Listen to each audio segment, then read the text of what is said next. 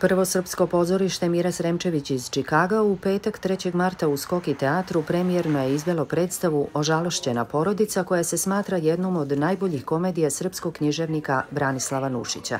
Ovu komediju u 3 čina za potrebe pozorišta režirao je Miša Petković koji je tumačio i glavni lik Agatona. Za mene je to, moram priznati, veliki izazov bio, mislim to nije moja struka, ali ja sam u pozorištu, ovom amaterskom, koje postoji ovde već 18 godina i nije mi ovo prva predstava koju režiram, ali u svakom slučaju veliki izazov i mislim da smo napravili dobru predstavu. Radnja prikazuje kako se nakon smrti jednog bogataša okupljaju članovi njegove porodice koji umesto žalovanja koriste svaku priliku kako bi osigurali nasledstvo. Za toliko žalost da reda uzmem neku sitnicu, da me podsjeću na pokojnika. Neku sitnicu, pa što ne uze slanik, nego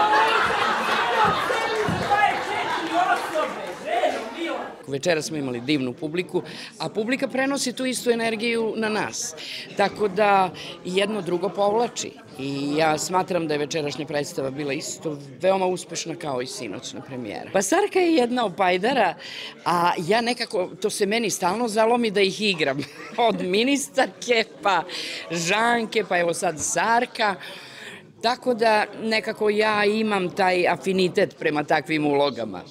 Mislim da je zadovoljila takođe publiku i publika je reagovala na sve ono gde je trebala da reaguje, tako da sam ja zadovoljna. Planuje nešto novo što još uvek ne bismo da otkrijemo, ali već idućeg meseca ćemo imati prvu čitajuću probu, znači imat ćemo jedan sastanak pre toga i onda krećemo, tako da ćemo na jesen imati novu predstavu. Gina je klasična žena sa naših prostora, ne kažem da su sve takve, ali uglavnom Gina je poslušna supruga, očigledno, pošto je sluša svog supruga i žali pokojnika koji joj čak nije ni rodno.